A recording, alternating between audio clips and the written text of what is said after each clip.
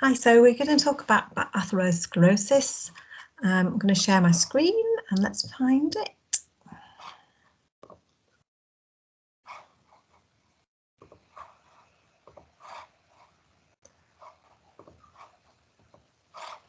Okay, so we can see here a picture of a normal artery on the left and one with an atherosclerotic plaque on the right. Atherosclerosis is a very significant cause of many of the diseases that we see. So I just wanted to talk about the pathology because that is one of the main reasons why exercise is considered to be so beneficial to people. As you can see, there is an atherosclerotic plaque and it's quite complicated inside of the arterial wall, which causes a blockage and obstruction.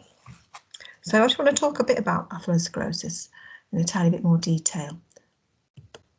You don't need to know the minutiae of this, but I just wanted to show you the process because you will maybe see when you're looking at drugs and things later and read stuff about it. Knowing what's happening in the process is really helpful.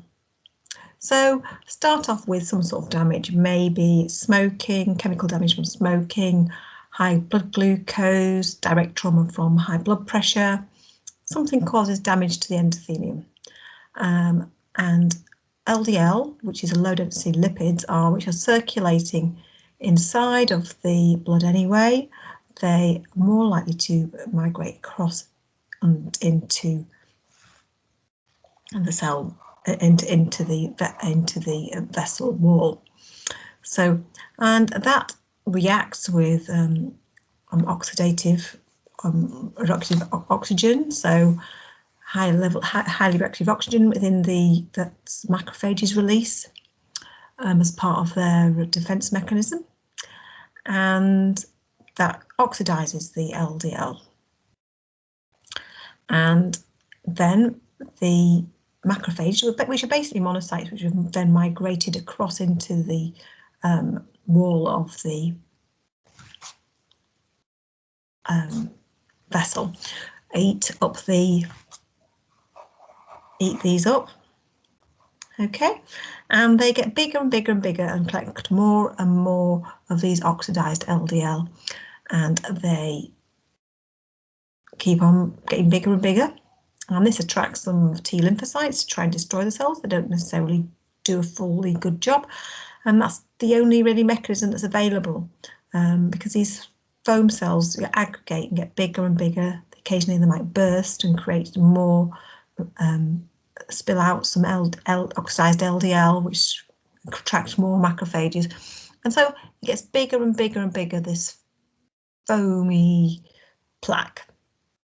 And as that happens, you get smooth muscle cells migrating into the area, and you might get fibrous tissue, calcification as the plaque's been there for longer.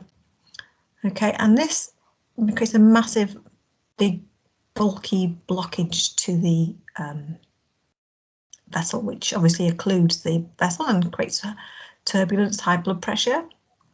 And ultimately what will happen is this turbulence and high blood pressure in this area will create more damage to the endothelium. And so the process continues. Also, you might get a small bleed and a thrombus formed. And when this happens, if that happens and then the thrombus flies off, or a big chunk of plaque sometimes can fly off, then this will cause an embolus further down the blood circulation. And that is basically the pathology of atherosclerosis. There's a nice video here with a little bit more detail, which you might want to watch. So LDL is really important in this process because it's the LDL that goes across into the vessel and is key to the pathology. But LDL is needed in the body. It's needed to form cell walls. in the production of steroid hormones, so things like testosterone. Yep, and your body also uses LDL to transport excess fats to the tissues for storage. But as we know, if it's in excess, this can lead to aggregation inside the vessels and creating an atherosclerotic plaque. High density lipids, on the other hand, are do not have this function. In fact, their function is to soak up the excess LDL, the cholesterol from the LDLs, and take it back to the liver so it can produce the hormones. Okay, so have this little process called a lipid HDL and LDL lipid pathway. And you don't really need to know what happens in detail, just that it happens and the key players. But there's a really quite a nice video here for you to watch. But basically, the high density lipids adhere to the low density lipids and extract the cholesterol from them and take them back to the liver for processing, either to make something useful or for it to be excreted into the bowel for excretion or to be stored. I don't think much excretion from the happens in the bowel, but you use it to make bile. You can use it to make bile as well.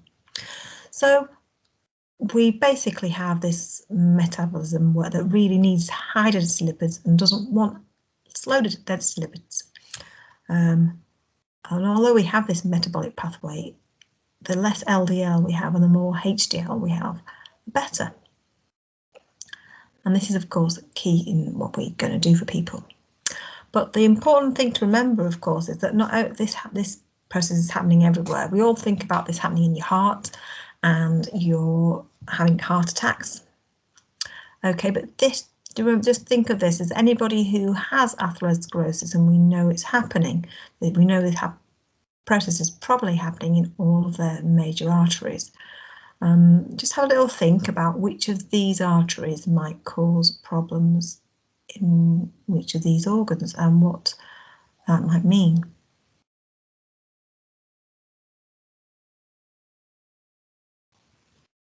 Okay, can you imagine which ones are which?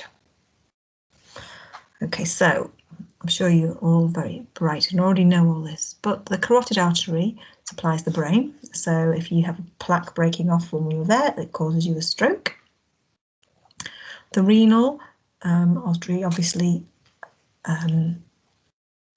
causes problems in the kidneys, and it can reduce your kidney function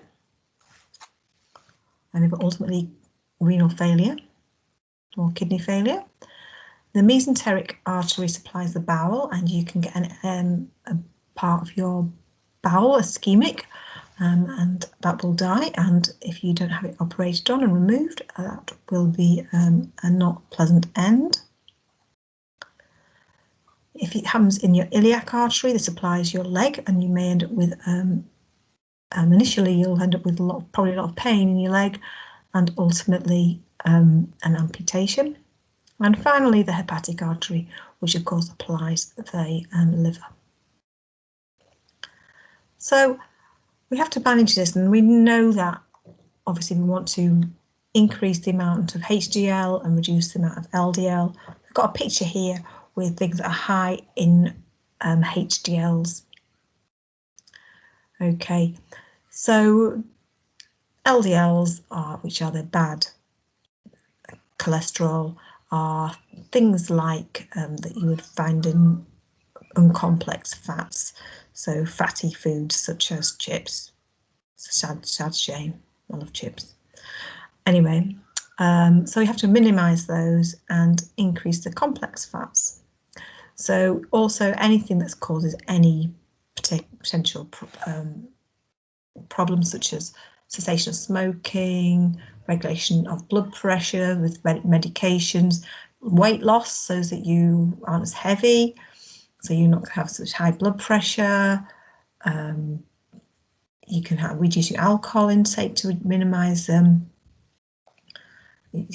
damage to your arteries from alcohol, excessive alcohol, statin medications to minimise the amount of circulating LDL, and of course exercise. So we all know that basically exercise is really good. It probably reduces the risk factors, pretty much all the risk factors, so therefore helps improve our health. However, there are lots of other mechanisms that are potentially that are suggested. So it reduces the sympathetic activity, so you've got less systemic resistance and lower your blood pressure, so it's more relaxing afterwards.